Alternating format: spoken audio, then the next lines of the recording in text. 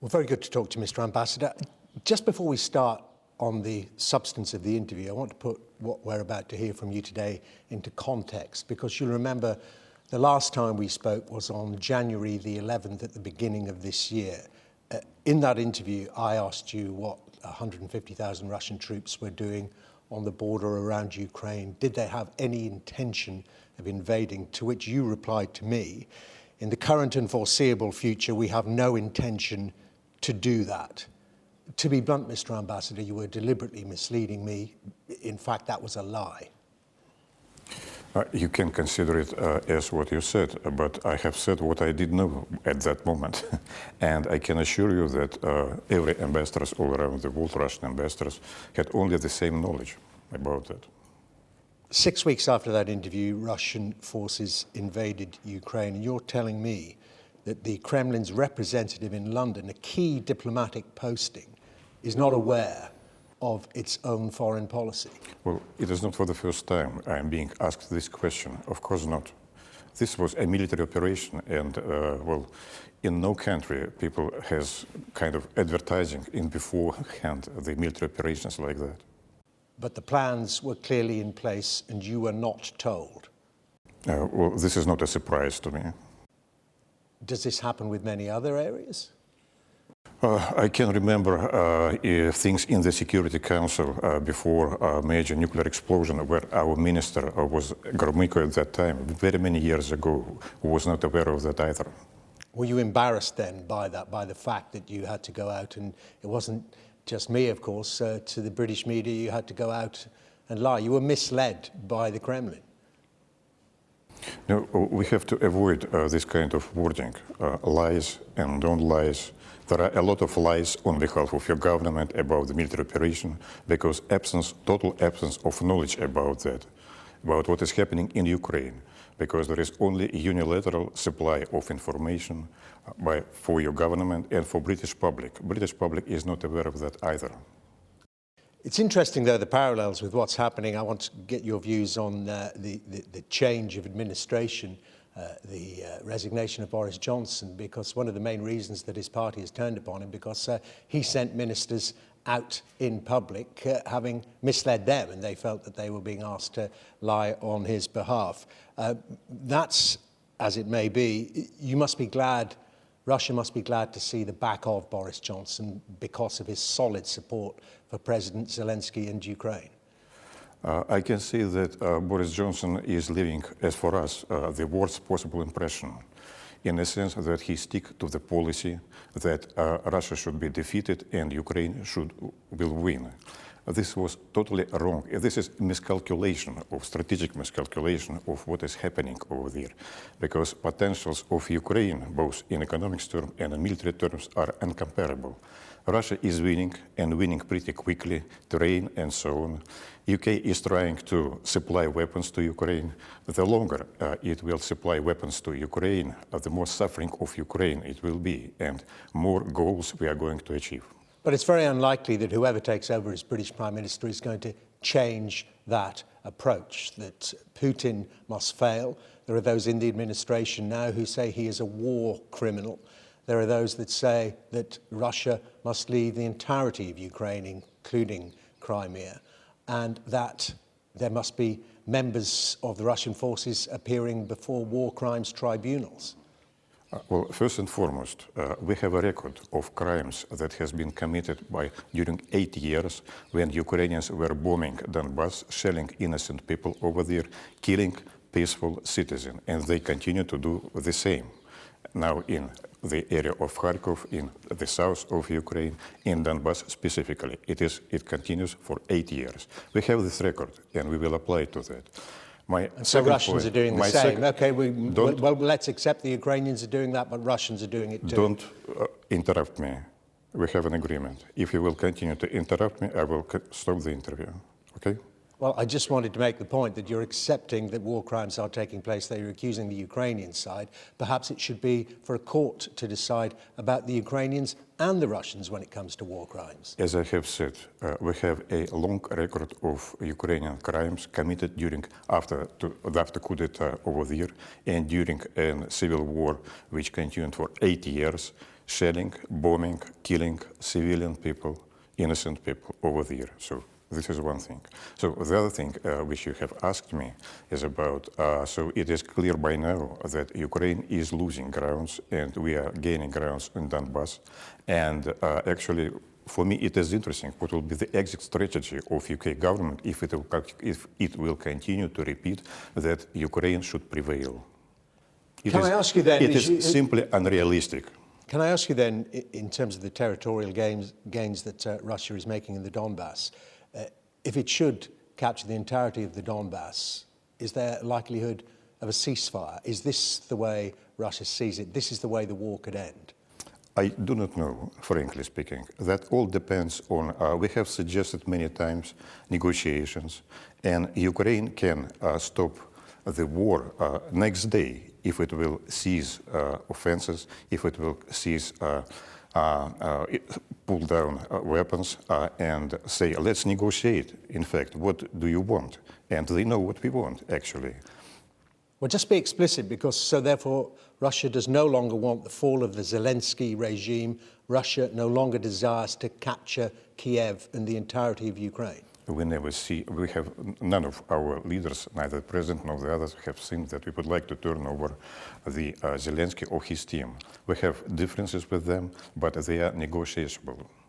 Let me ask you about specific issues around, particularly right now, and this affects the entirety of the world. The issue of Ukrainian grain. The UN estimates that 400 million people globally depend upon wheat and grain from Ukraine to feed them. It's currently blockaded. There are talks, we know, making some progress. Can you update us on the Russian position? How likely is it that Russia will allow exports of Ukrainian grain soon? The problem is extremely exaggerated. Ukraine is producing about 1% of the wheat in the whole earth. It is exporting about 8% of it. So we are exporting twice as much as Ukraine, for instance. So we are not against, we do not put obstacles for Ukraine for exportation of grain from its port of Odessa and so. Yesterday in Turkey there was a meeting, four-part meeting together with the United Nations as a lead. Next week it will be another meeting to finalize an agreement, and we just demonstrate our goodwill. So the issue is now to demine the entry to Odessa port and Nikolaev port. The mining can be done only by the Ukrainians, because Ukrainians has put mines over there. And if Ukrainian ships, maritime ships, merchant ships, carrying grain want to have NATO escorts, will Russia allow that? I don't think so. We cannot turn the Black Sea into and allow NATO ships over there, and neither Turkey will allow this, because it is it is under. Sorry, forget the name of the convention. No, but it is under international law. The military ships cannot pass without permission of Turkey over there. But if you're saying if Ukraine demines the area around the port of Odessa, their merchant ships are free to sail. Merchant ships will be escorted. I do think, and this is now on the negotiation table probably, but Turks will take part in it. We are establishing a control center in Turkey right now, which will follow this. Gas. Nord Stream 1, the pipeline to Germany, is closed for maintenance at the moment. There are fears in Europe that it actually won't reopen, that this will be Russia exerting more pressure on the European Union. Difficult to say. What is happening is a normal situation. The technical maintenance is usually going on during this time of the year. But on the other hand, one should understand that it is not us, but this is European Union who said by the year 2030 they will totally minimize consumption of gas, oil, energy from Russia, and by this year they will terminate it. So they are gradually reducing consumption of our energy sources and issues. Now, of course, we would like to fulfill all our contracts, and we have a reputation of reliable supplier, and we will continue to supply that. But on the other hand, we should also take measures to find some alternatives, because by this time, when they are reducing it, we need to find other markets for this. And please take into account that we didn't start yet our counter-sanctioning. We are sanctioned quite a lot by the European Union in different fields. Our government is, of course, preparing measures for counter-sanctioning. This is clear. The trade volume between European Union and Russia this year is about $280 billion, so we are interrelated. But we may stick to this policy. So, of course, sooner or later, we will have to take measures. Can I ask you, Mr. Ambassador, about the situation with the two Britons, and there are others, two Britons who are fighting amongst and with as members of the Ukrainian forces who were captured by Russian separatists in the Donbas and sentenced to death, Aidan Aslin and Sean Pinner. Is Russia putting influence upon those supporters of Russia in the Donbas to at least commute those sentences? Of course, Russia does not carry out the death sentence.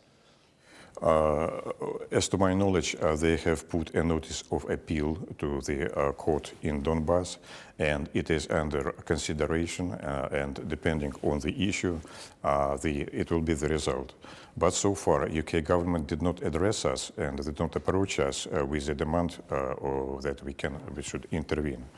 It will be, of course, a bit awkward to think that due to the position that UK government is now taking, adversarial position to us, that we deliberately will advocate something on behalf of the UK government in front of Donbas. And just to get back to the UK government, the change at the top, and there will presumably be a change in many of the major positions as well. What attitude would Russia like to see the UK take towards it and the conflict in Ukraine?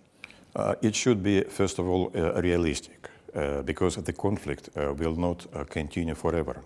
The conflict will end, and the conflict may end pretty soon, because if, of course, UK will understand that there is no possibility to win over Russia, but the conflict will be prolonged if UK will continue to supply arms, which are now being used also for shelling cities and civilian people in Donbas and in the other areas. And the more UK will send weapons, the longer will be the conflict, because they are encouraging Ukrainian soldiers and Ukrainian authorities, not soldiers, but authorities, to continue the conflict. I want to just ask you about those weapons that are being supplied, of course, not just by the United Kingdom. And we hear from Russia today there's been another strike where Russia claims that 12 people have been killed, and that the United States, the United Kingdom, the West are conducting hybrid warfare. You say that the war may soon end, but it could escalate then, could it not, if Russia decides that it wants to attack, for instance, where those weapons are being assembled, supplied, where the training is taking place? It could go beyond the borders of Ukraine. On the territory of Ukraine, our militaries, they are striking only goals, and they are achieving goals only on the territory of Ukraine. But if it is foreign weapons being sent or mercenaries are being trained on the territory of Ukraine only, then of course this is a legitimate military target for us. And in terms, I just want to talk about escalation, because it is a very hot war in the heart of Europe. Russia has said in the past, has informed the world about the scale of its nuclear capability. President Putin says that Russia will use such weapons to defend its sovereignty, to defend the sovereignty of Russian territory. Russian territory does include Crimea, does it, in Russia's estimation? We have a military doctrine, and the answer lays in this military doctrine. There are two options when we may use the nuclear weapons. One is that we are being attacked by the nuclear forces from abroad, and the other, if conventional attack is so heavy that it endangers our existence of Russia.